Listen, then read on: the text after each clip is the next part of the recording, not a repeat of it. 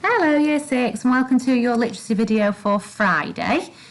So we're carrying on with the same books, so if you've got the Dragon book, you're carrying on with that one today. I'll go through the reading first and then I will do the word power work afterwards. So if you've got the book with the dragon on the front, so this one, then your next page is page 28 and it's called Poems About Witches. Okay, so you've got two different poems on your page and a little glossary in the middle. So it says The Witch, which is the first one, by Percy H. Illott, and Two Witches by Alexander Reznikov are both poems about witches. They are popular poems which are often used in poetry collections. In The Witch, the narrator gets a surprise, and Two Witches is about two witches with a bit of a problem. Does sound interesting? So we've got a little glossary in the middle that says cowslips, which is a type of flower, and a steeple hat, which is a cone-shaped hat. So you have a quick read through those poems. Okay, so you need to make sure you're answering the right question about the right poem, because otherwise if you're looking in the wrong poem, then you're not going to find the right answer. So first one says, why do you think the witch was picking cowslips in The Witch? So make sure you're looking in that one. So that's a why do you think question. So the answer might not be in there, but you've got to use a text to help you answer it. Okay? So have a look. Why do you think the witch was picking cowslips? That's up to you. Number 2 then, what colour is the witch's skirt in The Witch? Please don't just guess. Have a look. It will tell you in there. Let me have a quick look. So on line 5. So it doesn't actually tell you one of those answers. So have a think what that colour might be.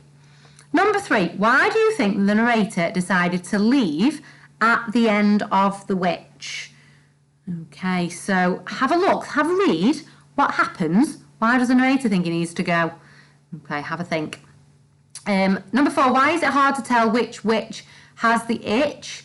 All rhymes. Which witch has the itch in Two Witches? Okay. So why is it hard to tell for the reader which one's got the itch?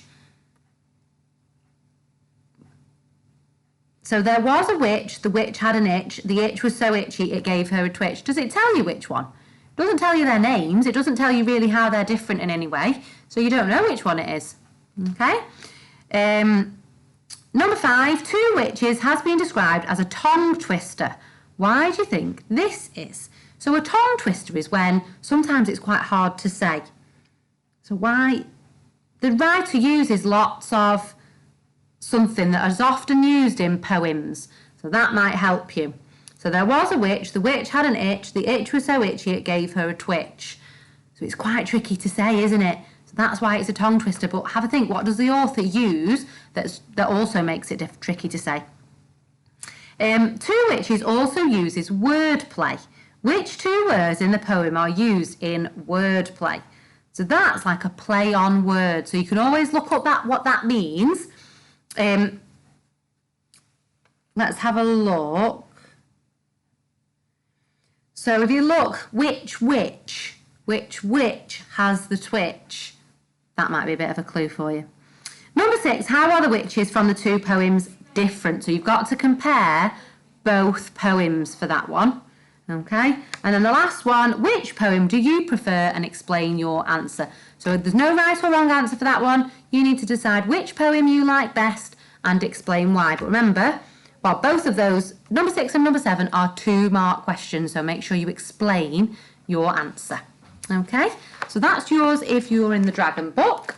If you're in the Octopus book, then your next one is page 16 and it's called Read the Sign. Okay, so it says, look at the pictures and read the sentences. Tick the sentence which matches each picture. Okay, so let's have a look. So you've got a picture here. Oh, where am I? Here. You've got a picture here of a camera with a cross in it. And then you've got two sentences here. You need to read both and tick which one you think matches that picture. So let's have a look. So it says, so do, n, to, not, to, ache, take, toes. Do not take photos. And then camera, or for sale, sale.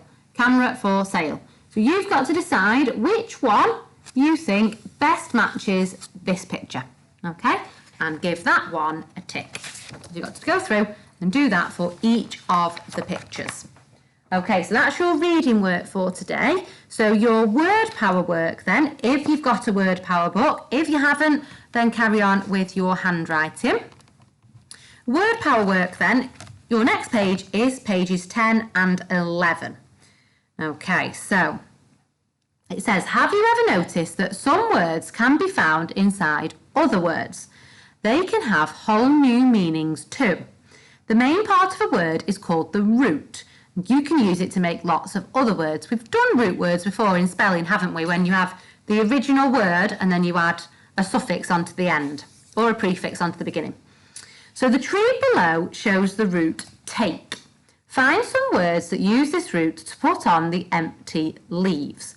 So I think for this one, in each leaf, you can put take, but with a different suffix or prefix. So you could add on the beginning of the word or the end of the word. So there you've got undertake.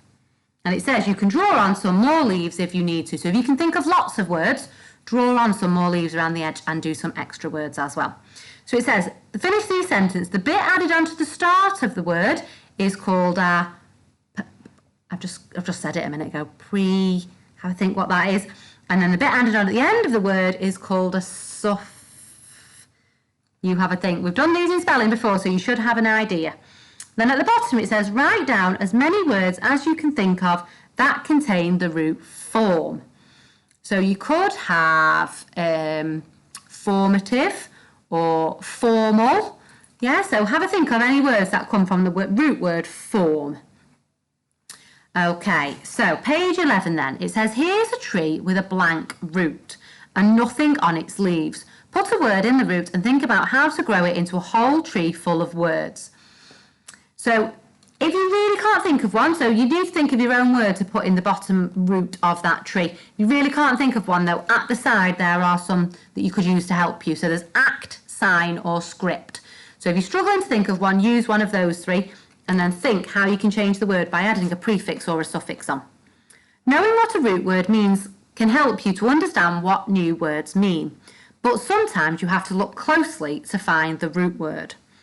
Okay, so familiar then, it doesn't look straight away like it's got family in, but that is where it comes from.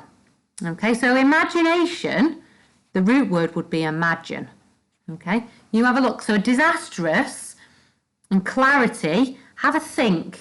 Have a really careful think about what those words. Try and break the word down maybe. Take the suffix off and that might help you.